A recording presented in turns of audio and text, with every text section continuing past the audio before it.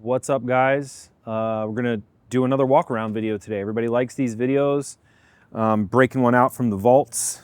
We have, what can I even say? This is a crazy FXR built by Skeeter Todd. If you don't know who Skeeter was, basically Skeeter was a hamster. If you don't know what that is, look that up. But he's from New York. He's a Sturgis Hall of Fame member. He is FXR board. He was the guy. He built this in 1992, I believe. This bike currently has 11 miles on it.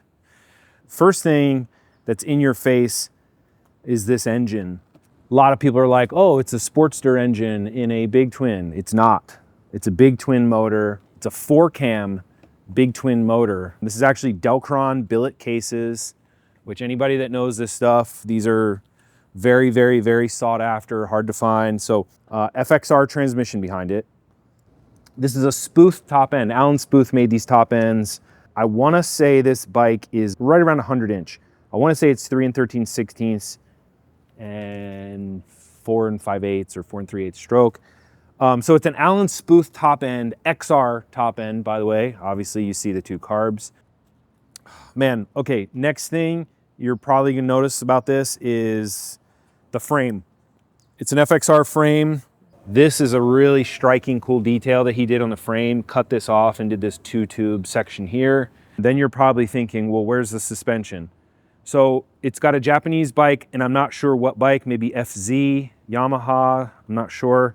But it has basically Softail style suspension built into this thing.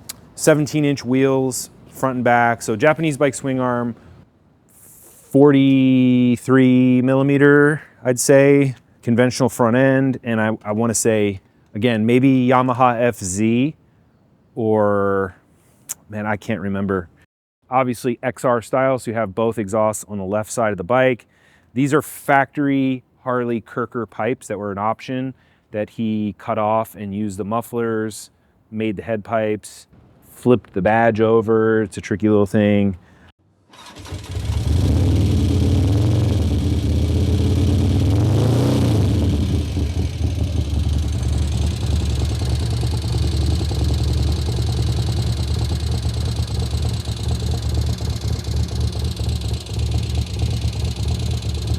So I will say this, these motors are roller rocker motors. Anyone that's ridden or messed with XR 750s at all, they're noisy. It's typical XR style noise out of this thing. Nothing's wrong with it. It's just roller rockers and high lift cams and steep lobes. That's what it sounds like. You know, got a whole bunch of Arlen Ness Tech mirrors, derby cover. But, you know, I didn't really want to like totally revamp this bike and like repaint and redo all that stuff. I kind of want to keep it barn findy because I literally did find it in his barn completely covered in dust and cobwebs. Unfortunately, but you know, it's still in good shape. It's definitely like, you know, there is a little bit of oxidization on some of the aluminum stuff, and the paint has a couple little bubbles and stuff like that in it. But, you know, for a bike that was built 30 plus years ago, you know, that really didn't get regularly like maintained, it's actually in good shape. Like I literally bought this bike from Skeeter's widow, I'd say maybe 5 years ago, after he passed away, unfortunately. You know, this thing was in various magazines back in the day. This thing, like, way ahead of its time. I mean, way ahead of its time. The guys that were doing FXR stuff at that time in the 90s, you know, they would rake the frames, add a bunch of parts, but like doing the Softail style suspension, the frame mods. I mean, this thing has turn signals in the gas tank and in the rear part. It's pretty wild. He was definitely like, had some crazy ideas, and was able to like pull them off. The paint's really cool, green with these sort of ghost flames in like tonal greens on top. Frame's molded in certain areas, you know, all where it should be.